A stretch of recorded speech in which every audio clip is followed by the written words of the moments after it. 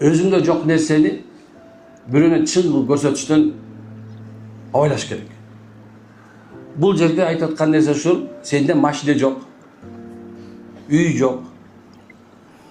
Сенде жок. Эми субхана сен квартира жайсың, арендага таксовать этип жүрөсүң. Бирөө сураса, бул ким машинасы десе, бул менин машинам, ушуну атайын алдым эле таксовать этип айтпай эле кой.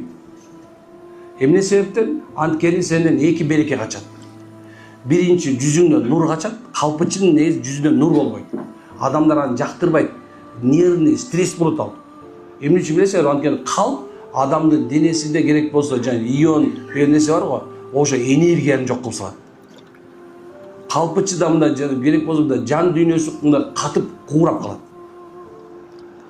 Ошол эле мезгилде мен базарга барам, айылдын базары эмес бар, Токмокто базар бар, Кочкордо базар.